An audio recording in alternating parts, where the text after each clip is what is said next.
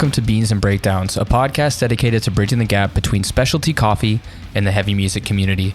On this episode, I'm joined by Louie Flores, the bassist of Si Dios Quiere, Habitats, and Demo Division, and also the person behind Mind and Chains, clothing, artwork, and now tattoos. So grab a fresh cup of coffee and wake the fuck up!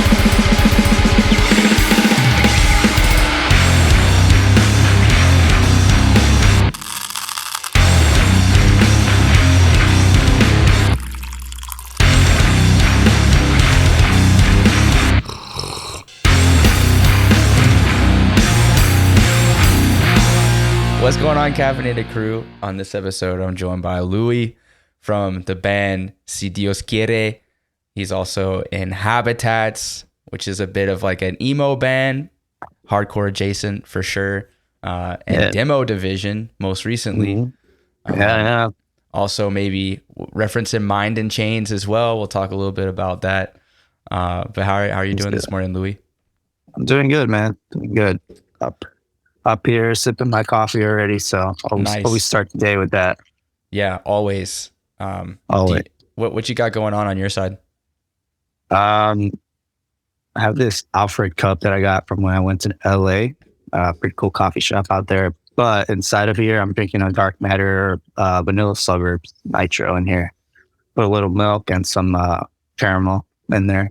Swing it up a little bit, but yeah. Shout out dark matter. Shout out Dark Matter.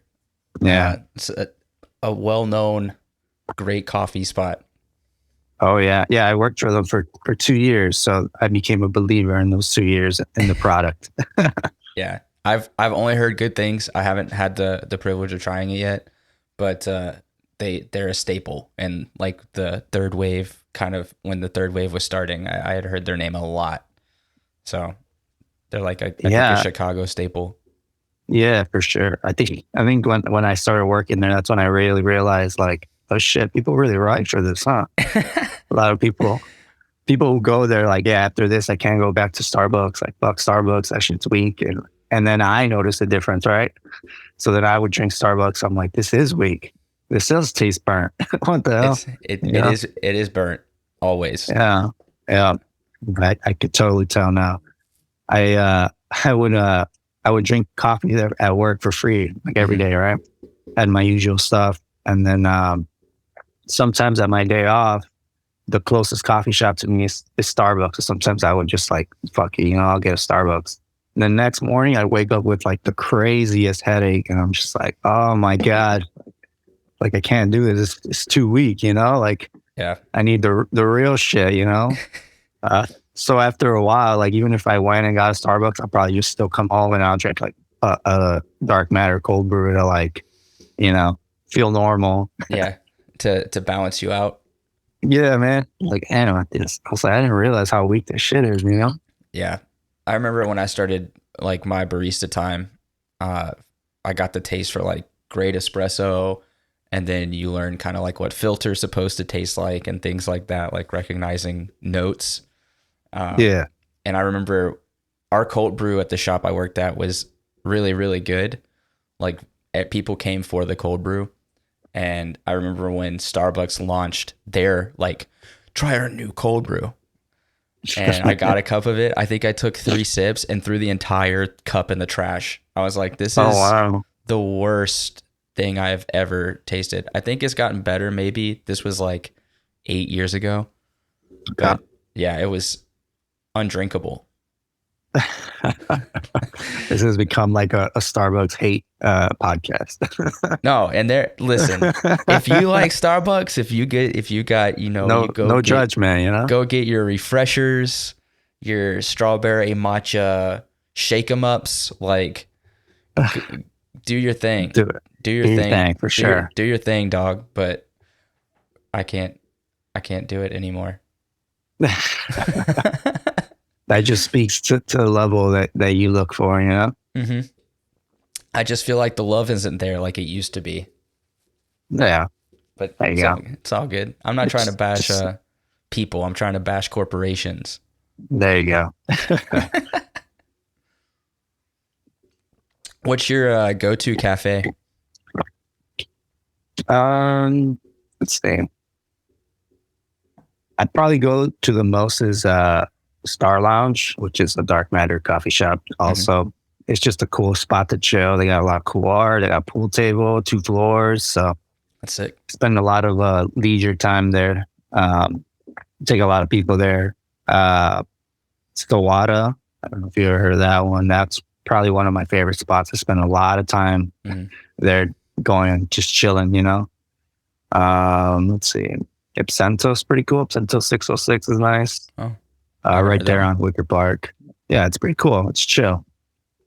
Yeah, man, back in the, I don't want to say back in the day, like old days, but like pre-pandy. When I had, pre-pandemic, when I had more time, I spent a lot of time just like going to all these different coffee shops and just checking them out and like going like, oh, place is cool, coffee's all right, you know, or like coffee's badass, place is okay, you know, like, just shit like that, you know. So like the ones that would stick out to me were like those, or like, oh, cool. That the environment's cool, coffee's cool. I could chill here for hours and just hang out, you know, like things like that. You know, like those are that's what I'm kind of looking for when I go out. You know, so it's more about like the experience, like the vibe. Yeah, especially I'm from the south side of Chicago, so there's not much out here in terms of like craft coffee or things like that. You know, it's just like Starbucks and Dunkin' Donuts and shit like that. So if I'm going to drive out to a coffee shop, like I want to be able to hang out and be like, feel comfortable, you know what I mean? Make my drive worth it, you know? But yeah, the coffee's got to be good too. Yeah. You know, if it sucks, I'm like, I'll hang out, but like, you know, I'll probably go get another coffee afterwards. So I got to get this taste out of my mouth. Yeah, there you go. Some of them just like kind of taste like milkshakes and shit. I'm like, this isn't coffee, you know? Yeah, I don't love when people just mask like bad coffee with flavors, and sometimes good coffee with flavors. That sucks. Yeah. Oh yeah. I am drinking, I forgot to mention this. It's a coffee from Mello. It's a roaster out of Toronto, like a longtime Toronto favorite. This is their Colombia Imaculada Natural Colombian.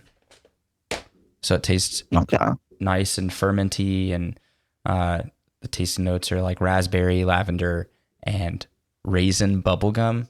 I don't think I've ever tasted raisin bubblegum, and I don't know if I want to. I've never heard of those two words together. No, but it's definitely good. I taste some of the raspberry and like the gentle lavender. It's pretty good. Are you drinking drip? I V60 always. So yeah, I do pour over.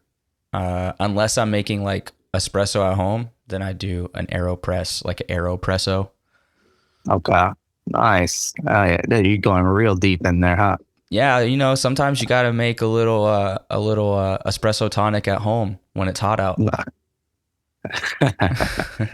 Do it, man. Hey, I'm a ice drink year round person. You know, I don't care how cold it is. I'm like, it's got to be ice. All my drinks got to be cold. You know, I'll be walking outside with my cold ass coffee. You know, freezing. I'm like, I got to do it. I can't do the hot drinks, man. Too much for me. Do you have to carry around gloves intentionally in the winter so you can have your not really. No, unless it's like freezing, then I'm probably not wearing gloves at all. You know, so very, very rarely do I bust out gloves. You got the wind just hitting your hand, the ice, the wind. Yeah, you know, sometimes I'm just walking from my car, you know, to the car somewhere. You know, I'll be fine. You know. It takes more work to stop, put on gloves, walk, you know, and take them off. It's so fun. I just do it. Gotta get you a koozie. Yeah, right. I got a couple koozies. I can never keep up with them. You know, I don't know where they go. Seems they disappear. They're like gremlins. They do this. They're like the socks, right? The socks that always disappear. The dryer eats your socks. The glass covered with all the extra shit eats your koozies. There you go. That's the rule.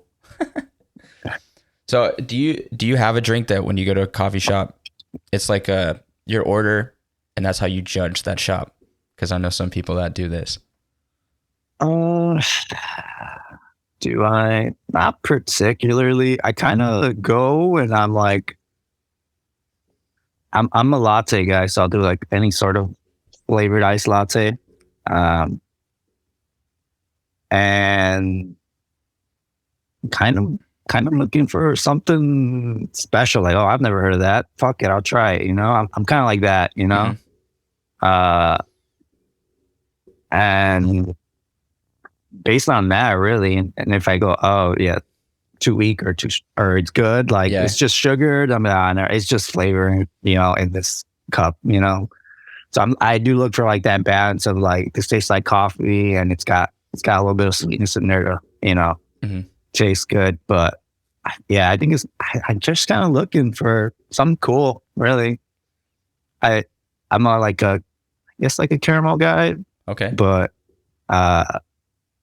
it really depends, really. Sometimes I'll just go for something crazy, you know, just Wild. like, a Nutella latte, fuck it, you know, because I'm a chocolate guy, so I'm anything chocolate, anything, you know, Oreo, like Ooh. I'm in, you know, I'm trying it, you know. Cookies and cream latte.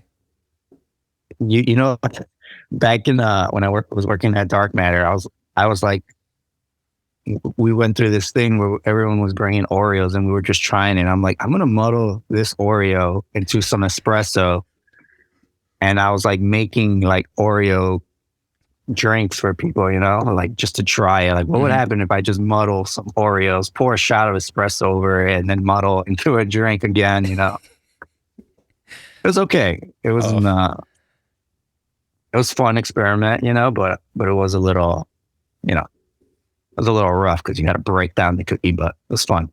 You could do where you break up some Oreos into just like smaller chunks and let them soak overnight in milk. And then you strain it out. You've got like a flavored milk, and then you can ice that or steam it. Make a an Oreo milk latte. That's kind of good. That's like the Oreo version of a syrup, I guess, because I don't know how you make Oreo syrup. Yeah, I don't know either. I don't know the science behind that. Yeah, right. I don't know either. Sounds good. Good work. Just sitting there with like a syringe extracting the flavors out of an Oreo. Yeah. Hell yeah. That's funny that you mentioned super weird flavory like wild lattes, because I was walking to get this coffee, and in the cafe I'm walking in, and like in Montreal and Quebec, like the whole province, people live by maple. Like it's like it's like a huge deal, like maple syrup and maple flavored everything. So I'm walking in and they've got like a Quebec maple latte. Oh, okay. And that sounds good. Yeah. If I would not have been making this an hour or two after I was there, I probably would have ordered it, and I would be a much more hyper person right now. But yeah, maple lattes are good. Honey based lattes are good. I'm a fan. I'm in. There's a place here that also does a dulce de leche latte. Oh hell yeah, that shit hits. That sounds good. Yeah, it's good. Yeah, that sounds good. Yeah, I'll try all that shit. Damn. I'm in. Well, you don't just play in bands. You do design work. Yeah. Mind in Chains. And recently started fucking tattooing. Yeah. That's the newest venture right now is tattooing. It's just an all around artist. Yeah, man. It's been a ride for sure. But it's been fucking awesome. I love it. You know, that's where most of my time is spent now is the tattooing. It's just been awesome. I feel very grateful for the amount of support that I've had. I'm like month 8 or 9 right now, and I've been so busy tattooing. It's fucking awesome. Like, it's great. That's sick. You know, I'm seeing like the progress through the months. I'm like, now that I'm like building habits and like finding my color palettes and like really playing around with things I like, I'm like, if my tattoos are having like a certain look to them, I'm like, hell yeah, this feels awesome, you know? So I feel like I'm hitting breakthroughs like every month. I'm like, okay, I get this, you know? But yeah, it's awesome. How is adjusting from like doing iPad, I'm guessing like doing some Procreate, which I guess a lot of artists use that, and switching over to like skin. How is that transition? And I started drawing on paper first, right? And then when I was starting my apprenticeship, my coworkers like, you need an iPad, just do it. And I was like, I don't know. I don't really see like traditional tattoo artists using iPads, like they just kind of draw on paper. They're like, nah, man, it's going to save you a bunch of time. And I was like, $1,000 or draw on paper. And then I was like, man, whatever. I would just get the iPad. I did it. And honestly, I'm so glad I did. It saves so much more time. Like, and I can just carry it around everywhere. I don't have to like be hunched over at my desk drawing. So I was like, all right, this is fucking awesome. Now I'll just be chilling in bed drawing, and then the skin, it's weird. You go from like drawing on an iPad and then you do the practice skin, and that's like feels pretty different. And then from the practice skin to skin, like nothing beats that. Like that's like I don't even want to do fake skin anymore. I'm like, I don't even. Why would I go back at this point? Like, but yeah, it's just a very different feeling for sure. You definitely have to be more alert and a little more conscious of every line you're pulling and everything you're doing. I almost feel like when you're drawing on an iPad, you're just kind of focused on the one hand and like the tip, right? Whereas when you're tattooing, you have to use both hands. You got to stretch with your, tattoo hand and then stretch with the other hand. So it's like 3 points of like focus that you have to always be doing when you're tattooing. So it takes a little bit to like get used to it and then not have to think about it to make sure that you're still doing it, Right. Like I know early on I felt like I would just forget that I needed to be stretching the whole time. So I'll just like start pulling lines and like, oh shit, I really need to stretch the skin, but I feel like I transition, pretty smooth. I don't know. It wasn't like my first tattoo I did on myself, and like now I can, a couple months in, I can look at it and be like, it's not that bad. It's actually pretty solid for my first tattoo, because I see a lot of like apprentices first tattoos, they'll do like some little ass tattoo, and I went like big, like I pretty much, I got a Virgin Mary on my thigh, and so I went above it with a rose and some chains around it, so That's like hard. almost like bordering, So it was a big piece, and I did it like the outline and the shading, and I did the color like in one sitting. I was like just knocking it out, and it's pretty solid. There's some blowouts in there, some color packing that isn't all there, but I was like, it's pretty decent. Like the perfectionist in me wants to like fix it, but like it's also like a memory. Like nah, I kind of want to. I try to just leave it and be like, that's what my first tattoo looks like. If someone ever asks, that's what it came out. My first thing. It's like tied. It's tied to the experience now. Yeah, it really is. And like, I can always reflect on like, damn, I packed that color that badly in my first go around. Look how I'm packing it now. It's beautiful now. Beautiful. Yeah, man. So that's good. Some of the stuff I've seen on the tattooing page looks really cool, and then you get to do some of your like illustrations from the Mind and Chain stuff on tattoos, which is cool. Yeah, that's been a trip. And I kind of not set it up, but like, I drew those characters. So I'm like, if anyone wants these characters tattooed, they gotta come to me, Yeah. Someone else does, it's like, obviously, stealing. They took my art, Yeah, Granted, there's stealing and tattoos every day, that's, I guess, kind of normal at this point. But like when it's like those specific characters, they're like, come on, that's a Mind and Chains character right there. You gotta come to me if you want it, Yeah. And I've been grateful that I've done probably like 10 of them at this point, maybe a little less or so, but done a good amount. And I'm like, hell yeah.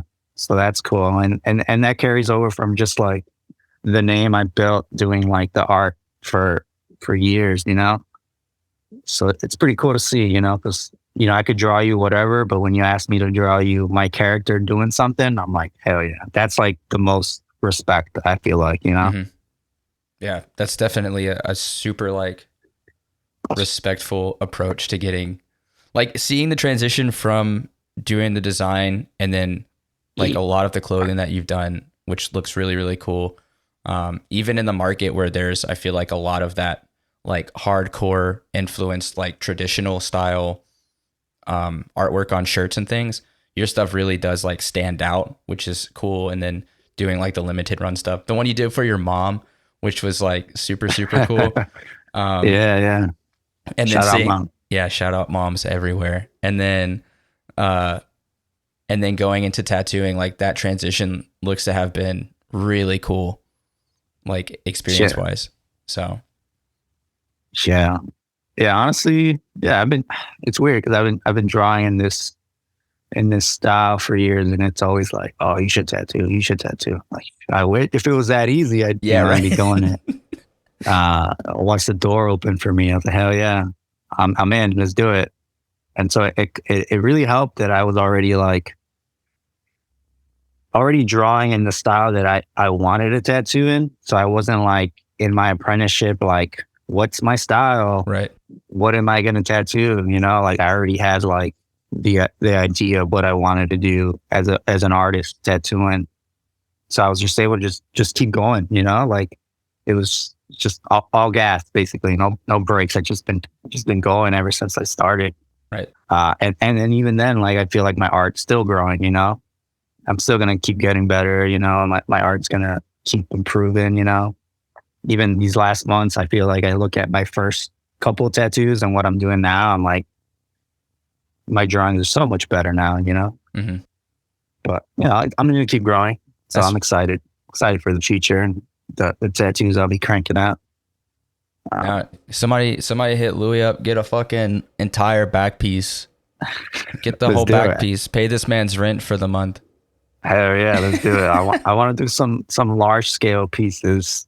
Yeah, I got a couple next week that are pretty big. I'm doing tattooing this guy's stomach. That's going to be a pretty cool piece. Maybe it'll be out by the time this episode airs, but maybe not. We'll see. It might be a 2-session tattoo, but it's pretty cool. I'm excited. We'll see how his pain tolerance is. Yeah, I know. That's the max, because I'll work all day, like, 4, 5, 6 hour session and 7 hour, whatever, however long it takes to finish, I'll do it. It's more about, can they handle it, Yeah. And it's the stomach, so it's not even like gonna be an easy spot. But I'm looking forward to it. Shit don't feel good. It's no joke. Have you been doing design work for all the bands that you're in? So like, I know that you do it for Habitats, but even Si Dios Quiere, are you doing the new merch designs and stuff? Yeah. I would say for Habitats, I've done everything. For Demo Division, I've pretty much done everything. For Si Dios Quiere, I've done a good chunk, for sure. For them, we also do like outsource other artists too, to get like a variety. So I've done a good chunk, especially now that I'm busier. Like it's a little harder to keep up, with all the bands and to do all of them. So I'm like, yeah, you guys want to outsource to someone else, or you got a specific idea, go for it, like. And I'll still do designs for like other people. I just did a design for La Rosa Noir, like another band in Chicago. I just did one for Alan Lark. There's a coffee shop over here. I did their logo, or not logo, but a shirt design for them. Shout out to Logan from there. He just came into my shop and I tattooed that design on him. That's cool.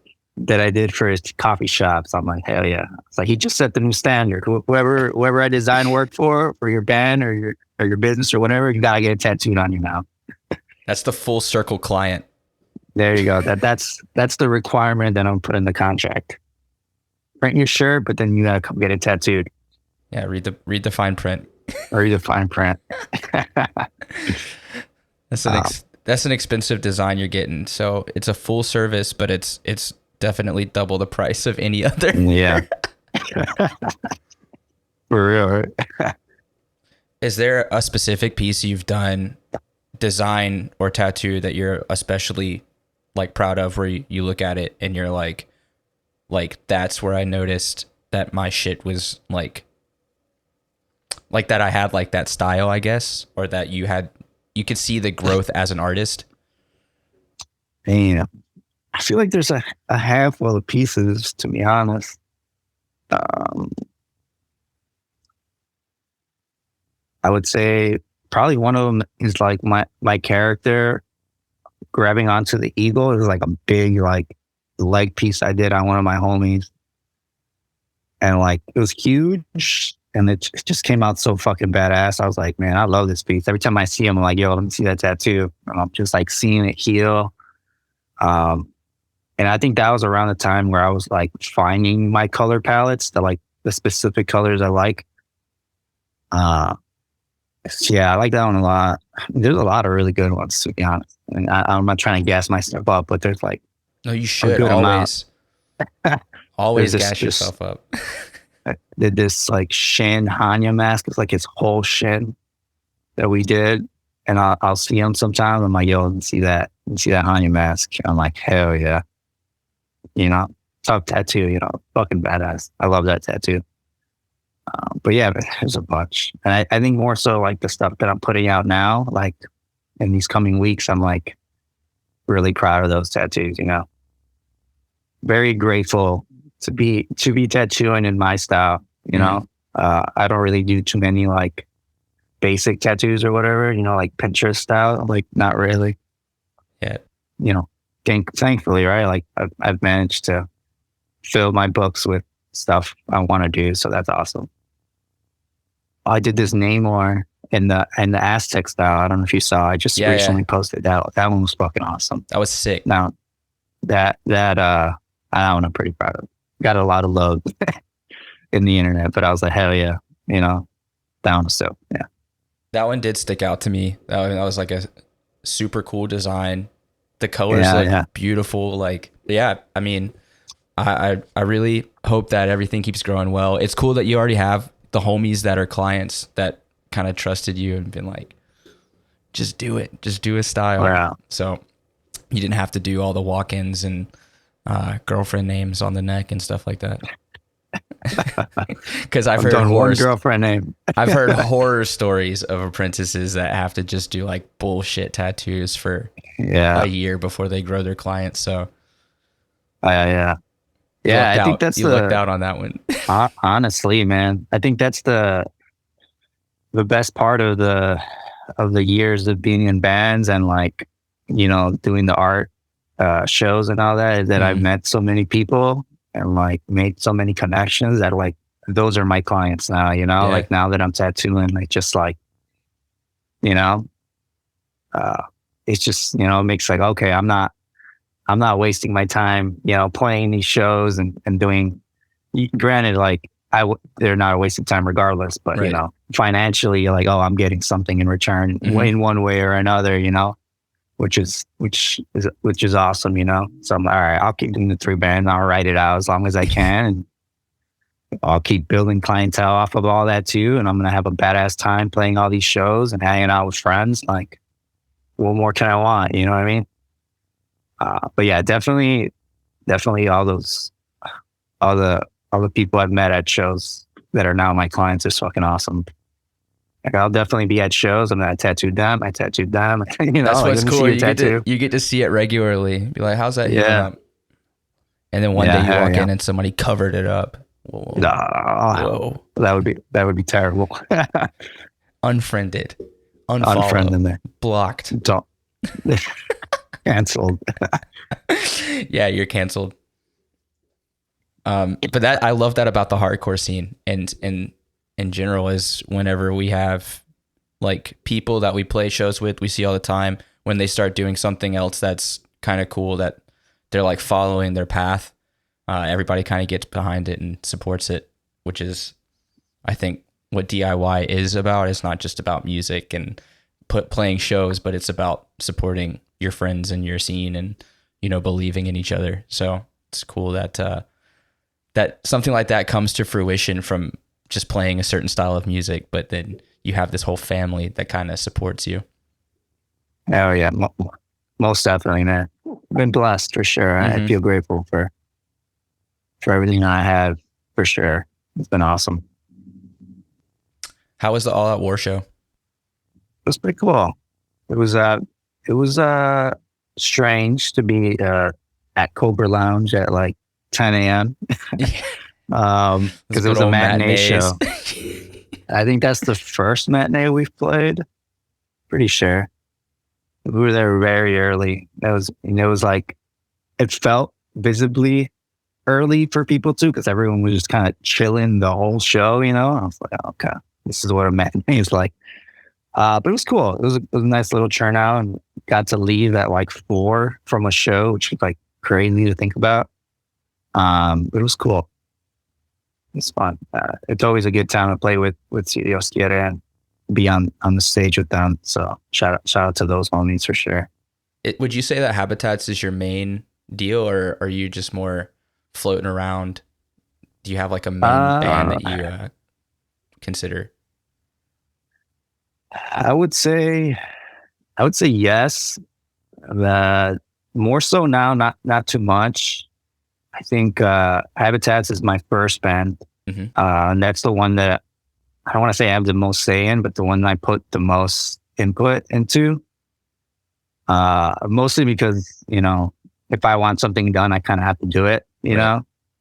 So I kind of have to take initiative a lot of times. So I kind of became the dad of the band. The manager.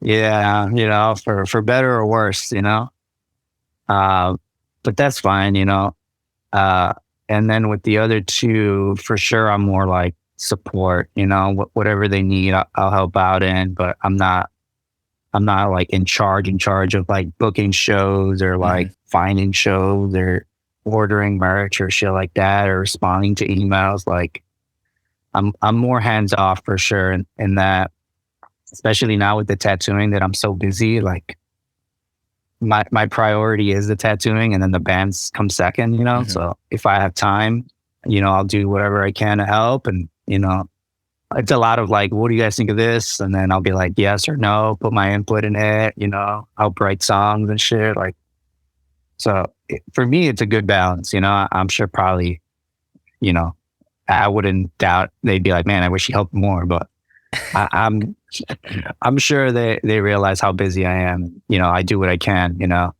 I don't feel like they think I'm a slacker in that sense. Cause and randomly I'll just be like, I'll get an idea, and I'm kind of the guy that's like, I need to do this idea. Like, I won't even say the idea to anybody. I'm just going to draw this. Like, I need to like get it out, and then I'll be like, yo, I just came up with this. What do you guys think? Like, just randomly. I don't know. So I'll just randomly throw designs at our bands and be like, what do you guys think of this?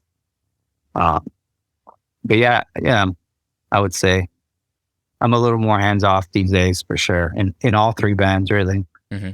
Nice. I feel good. Like it's more fun that way. I think so. Like I'd much rather like draw designs for the bands than to be like emailing people to like book us on a show or something. Like, I don't want to do any of that. It's painful. It sounds like a drag, and like finding venues. Not a fan. Not a fan. Even like these guys that put on their shows, like that basically promote their own shows and stuff like that. It's like, God be with you, because trying to lock a venue down is hard enough, and then trying to get people out to the show. Ugh, it's difficult. I hate it. It's very hard. Oh man, yeah. It's always like nerve wracking. You're like, damn, I don't know how this show's gonna do. I hope people come to this show. Like, please come to my show. Please come. I know I'm in 3 bands, but please come. Please come to one of them, Ellie. You just gotta be in a band that's in, like, each band has to be kind of in its own different genre. Like, you can't just play in this. I'm in a band with a guitarist that he's in 7 bands. Jesus and Christ. I think 3 or 4 of them are hardcore. I guess at least he has 4 that are not. That's a good ratio, right? That's almost 50% different. It's 50 to 60% of them are not hardcore bands, so he's good. That's a good ratio. 7 is a lot of bands. Goddamn, I can't even imagine. I don't even. Yeah, and he has a full-time job. I don't know how he does it. Yeah. But All those songs. shout out John, man. He's got big brain because I can't remember hardly any songs. Dude, I'll be at practice a lot of times and I'll be like, yo, play that song. How's it go again? Yeah. And my drummer's like, Louie, please, like, why? And I'm like, I'm sorry, man. I'm in 3 bands. You know how many songs I have to remember? Like, I'll forget. Like, just play a couple notes and then I'll remember the song, Mm-hmm. you know? You ever walked right up on stage and forgot every single bass line? Kind of. Not every single bass line, but sometimes I'll be like, hey, yo, how does that song go? Play it? Yeah. And then they'll play like, all right, I remember now. Especially they hum it in your ear, like. You know how you can like, you know, when you're like sound checking, right? You're like making sure everything like I'll be like, yo, play that song, you know? Okay, I got it. Yeah. And it's mostly towards like the newer songs that are like not out on recording, you know, Mm-hmm. like it's cool. The song's still pretty fresh, you know, like those are the ones that I'm more likely to forget, you know, the rhythm at least, you know, I just got to hear the rhythm and then like I'll remember the song then, you know? So thankfully there's a good amount of songs that don't start with me playing or else I'd be like, fuck. You just got to sell it. I just gotta, I'll hop in like 10, 15 seconds later and I'm like, all right, I remember the song now. Hey, Louie, you start this one. What? Yeah. I'll remember those. That's we were playing a show recently and my bassist, we were like getting our shit, we're about to play. He like looks at me, he goes, I just forgot every single bass line. I was like, you start the set. Oh no. He was it fine. happens, man. He is fine. He got the adrenaline moving, so. Is he like nervous or he just forgets? Nah, he was just, I think he was like super stoked. We were playing a fest. It was like a really cool fest. It was sold out. Like this venue is really cool. And basically it was everybody from our scene in the surrounding area. And so we were just having a great time and like weren't thinking about having to play. So he was just like, that is very real. Stoked out of his gourd. Couldn't remember the bass lines, but we got it. Yeah, man, that is real. Sometimes I'll like forget that I'm playing a show and I'm just like hanging out the whole time. And like I get on stage, I was like, man, I did not warm up at all. And like it's almost like my brain is not transitioned into like, yo, you got to play a show right now. Like you better focus, you know, like my brain's still just like, fucking around. Like I'm shit. I should have probably warmed up a little bit before I got on stage. Shit. I'm worried about that. Yeah. I try to, because I do vocals in a band and I try to like not watch the band before. Like I just like go to the corner and I'm like, okay, what are the words? Like just playing the songs in my head. Nice. It's worked so far. Nice. So far. There you go. You put your headphones on and you follow along? No. I just like, I mean, I should do that actually because I can do the AirPods and turn on the noise canceling and create my own ambient space, you know? Just meditate. That's what I'll do sometimes. I'll like play the recordings on the AirPods and I'm following along at my bass just to like, all right, I got it, you know? Especially covers. Like I hate doing covers just because like, damn, now I gotta learn another song. Like, how does it go? At least that one is recorded, but yeah. That one is recorded, but I'm like, damn, now I got another song to learn. As we were talking recently, it's like, should we do a cover? And then one of our friends is like, fuck covers, man. Play all originals. And we were like, okay, fine. Like, fuck covers. Yeah. Covers are fun, you know, once in a while. I don't want to be like a band that's like always doing a cover, but especially when it's like, you know, Demo Division, like every show we're covering a different song for whatever fucking reason. It's like, why are we doing this? Every show's a different cover. Yeah, like why? Like, I don't want to play covers. Like, let's stick to one or just not do a cover. In my eyes, right? I get it, but like, just be known for that one cover. You know, like there's a cover. It's like Demo Division does this cover. Right. Everybody knows it for that. It's the signature. Yeah, we covered Title Fight, Numb But I Still Feel It. I think we covered it 3 times. So maybe that'll be the song, you know. But every time I'm like, how does that song go? I gotta relearn it every time. I'm like, fuck. Yeah, That's a good fucking song. I it's think a great song. Floral Green is probably the best. Oh yeah, goated for sure. It just, I think it ages well, very well. And I like that one the most too. I think that one. I mean, you changed the game for sure in the hardcore and hardcore adjacent world for sure. Yeah. It changed everything. But I fucking love that album for sure. I think that's the one I go to the most Always. for sure. Yeah. Well, what you got going on musically coming out this year? What are some things to look out for? Yeah. Well, right now, Si Dios Quiere is in writing mode for sure. I think we have like 3 songs. I think we're trying to write like an LP or at least an LP worth of songs and see what we do from there. No real timeline other than we're just writing. We'll be hopefully hitting the East Coast in the summer. I think everything's kind of locked down in that, but nothing's been announced yet. So hopefully that happens. Then I think maybe the West Coast in like the fall, and a couple of like out of state shows here and there. We do have a show May 5th, the Cinco de Mayo show. That one's gonna be cool. Chris, the guitar player, curated like a lineup with like bands with like brown people in there. You know, it's Cinco de Mayo too, so like it's gonna be fun. So we always try to put on for brown people in the scene out here for sure, because for the longest it was like, you know, very few of us and like very few in the crowd and like definitely not on stage, right. You know. But late a lot more so lately. There's been more and more, you know, people of color getting involved, which is fucking awesome to see. And we're a band with 5 Mexicans, so we're like, you know, we want to encourage, you know, more people to get involved, to like to be doing this and feel comfortable, you know. So yeah, that's gonna be a good show. I'm excited. That sounds fun. Like I see Chicago as having a lot of, you know, bands with people of color, especially brown people, which it's weird that you say that about like a few years ago or a while back, but isn't like Los Crudos is from Chicago as well, which is like historically like a hardcore band of like Latino descent, I guess. Right.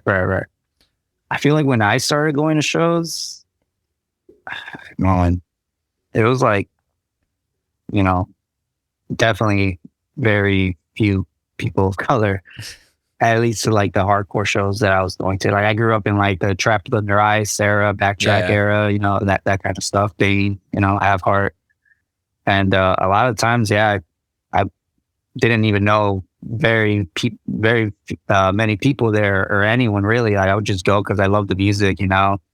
I was like 18, 19 at the time and going to these shows, and I was like, felt a little outcasted, I'm not gonna lie, you know, because I'm just like one of very few colored people here, you know. And thankfully, like, I feel like it's the demographic that has changed a lot, especially in Chicago, like, where it's a lot more diverse now, which is awesome to see. And you know, more people are coming up to us and be like, yo, that's fucking awesome that you guys put on for brown people. We're like, hell yeah. And we only, you know, hope that that'll continue to inspire other people to get involved. So that's awesome. But when we travel outside, I'm like, oh, okay. Not that many out here either though. But it's cool because we still get the support though. So I can't even be like mad or upset. Like no one's been like, fuck these 5 brown kids coming out here. Who do they think they are? You know, like, everyone's been pretty cool about it. So, you know, it's getting there. I will say, it's just cool. I see the shows, like when I see videos of the shows in Chicago, I think that it was the show that you guys played with, like La Armada and who else was it? Snuffed played that show as well, I think. But it was on Hate 56. Oh, like Cobra Lounge, right? I think so. Yeah. It was like Snuffed. La Armada was on. There was like a Puerto Rico band, I believe, on the bill. Pretty sure. it looked like a lot of fun, and I feel like Chicago has recently gotten a lot of those kind of bands, like representing not just like brown, but people of color, like Buggin. Holy shit, Right. Buggin is so good. So we're looking at y'all. We're looking at Chicago, man. Chicago's coming up. Yeah, I feel like for a while it was pretty quiet for how big Chicago is. There was like not much activity as far as like Chicago hardcore, and like I feel like we're in a good spot right now where like things are really kicking off. A lot more bands are popping out, a lot more people at shows. Mm-hmm. So I'm excited for the future of Chicago hardcore for sure. You know, Wish I could go down to that Cinco de Mayo show, but it's kind of a long drive. how far is the drive from over there to Chicago? Well, you got to go like around the lake, right? So it's got to be at least 10 hours. It's at least 10 damn. hours. 12 hours maybe. All right, that's a drive. That's a drive. I'll fly. We definitely want to do Canada though. That'd be fucking awesome. Yeah, y'all should. I think that the response would be good. There's a lot of bands here that are like death metal-esque or like thrash cross. They're like, the band Prowl? Yeah. So they're from Montreal. They're like doing a huge They're doing a huge US tour right now. There's a band called Scorching Tomb that's really cool. They're about to do some shows outside of Montreal. And some bands like Primal Horde. Primal Horde's kind of similar sounding to early Zibaba. Okay. Oh yeah. Which I love that a lot. And so violent. So yeah, I mean, there's a lot of that here. So I think Si Dios Quiere would definitely have a good turnout here. Well, Canada, plus, you're listening. Put us on. We want to go. Bring Si Dios Quiere and have a great show. Have some good moshing. Listen to Crime Wave live. There you go. That's what I want. Let's do it. Yeah, I hope that everything goes great with the LP. We'll be looking out for new music from Si Dios Quiere. See what's going on with Habits. I like Demo Division a lot too. It's got like I don't know why, like Peripheral Vision kind of pops into my head when I. Okay, I love that album. Goated for sure. It's goated. So I'm excited to see what happens with that too. Got a lot on your plate. I know. We're also in writing mode for them too. So, new music soon. When is this coming out? Like 2 weeks. 2 weeks. Okay. So by then it'll be announced. So we're gonna put out or we're gonna come sign on to New Morality Zine, which is like a Chicago label here. Shout out Nick. That's the same label that Si Dios Quiere is on. So he's signing Demo Division too. So we're excited to work with him. We're gonna have like limited, like alternate cover of the EP. Should be fun.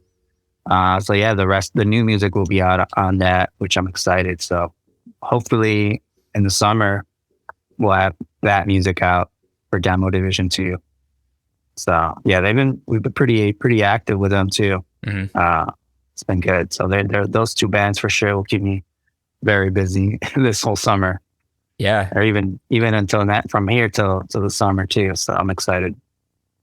That's sick. I was actually going to say, I think that Demo Division would have fit on Numerality. So I was going to even bring that up because it just seems like the most perfect fit for that label.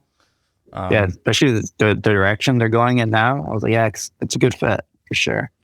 Some of my friends in Spite House, they're signed to Numerality. Oh, hell yeah. And nice. Shout out X-Side, shout out Gage, also on Numerality. He's got some good bands on that label.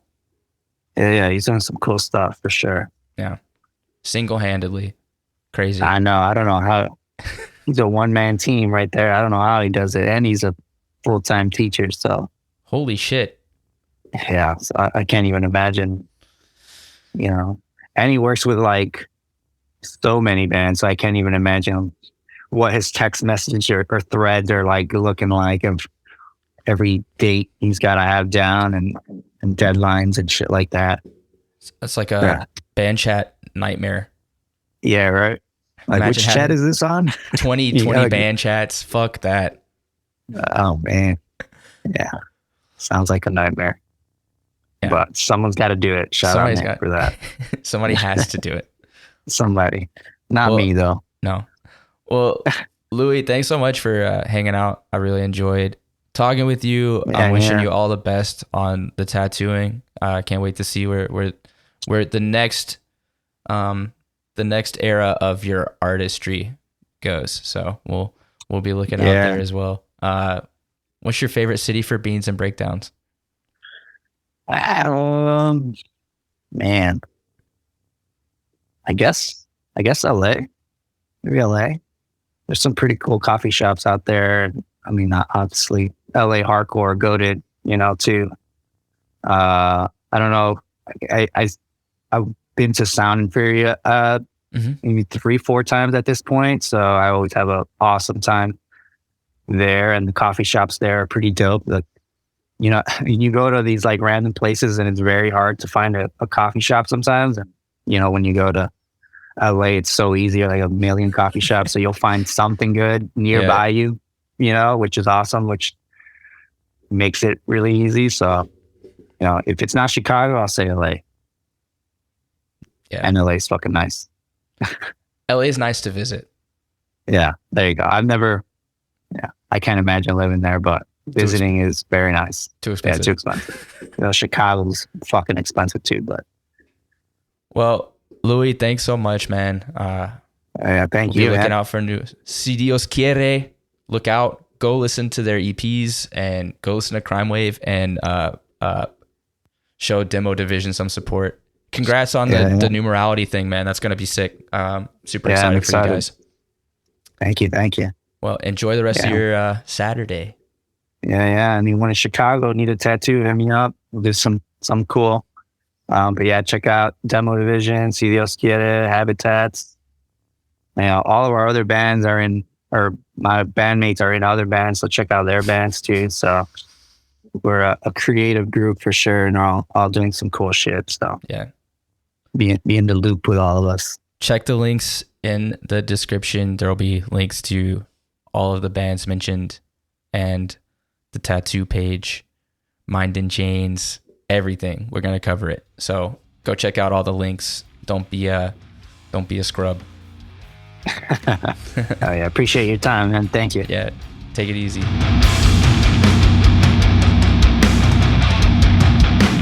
Thanks for listening to this episode of Beans and Breakdowns. I want to say a huge thanks to Louie for hanging out on the podcast. Be sure to check out Si Dios Quiere, Habitats, Demo Division. They have music up on all platforms. You can also check out Mind in Chains, and if you're in the Chicago area, be sure to hit him up for a tattoo. If you've enjoyed the podcast, please subscribe and leave a review. You can also find out more information about the podcast by following us on Instagram at Beans and Breakdowns or on the web at beansandbreakdowns.com. Until next week, be sure to stay caffeinated and wake the fuck up.